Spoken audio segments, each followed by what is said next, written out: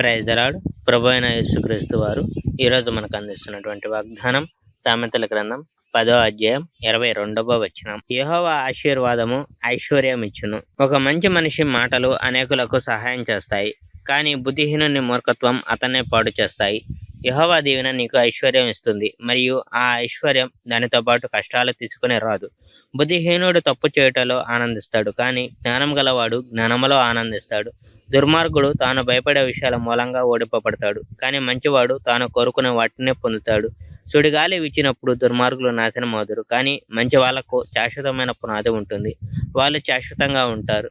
బద్ధకస్తుని ఎన్నడూ నీ కోసం ఏది చేయనీయకు. నీ నోటి చిరకల లేక నీ కళ్ళల్లో పొగల అతడు నిన్ను చికాకు పెడతాడు. నీవు యెహోవాను గౌరవిస్తే నీవు చాలా కాలం బతుకుతావు, కానీ దుర్మార్గులు వారి జీవితం నుండి కొన్ని సంవత్సరములు పోగొట్టుకుంటారు. మంచి మనుషులు నిరీక్షించే విషయాలు సంతోషం కలిగిస్తాయి, దుర్మార్గులు నిరీక్షించే విషయాలు నాశనం తెచ్చిపెడతాయి. మంచి మనుషులను యెహోవా కాపాడుతాడు, కానీ తప్పు చేసే వారిని యెహోవా నాశనం చేస్తాడు. మంచి మనుషులు ఎల్లప్పుడూ క్షేమంగా ఉంటారు, కానీ దుర్మార్గులు బలవంతంగా దేశం నుండి వెళ్ళగొట్టబడతారు. మంచి మనుషులు జ్ఞానం గల మాటలు చెప్తారు, కానీ కష్టం తెచ్చిపెట్టే వారి మాటలు వినడం మనుషులు మానేవేస్తారు. మంచి మనుషులకు సరైన సంగతులు చెప్పడం తెలుసు, కానీ దుర్మార్గులు కష్టం తెచ్చిపెట్టే మాటలు చెప్తారు. Praise the Lord. May God bless our India.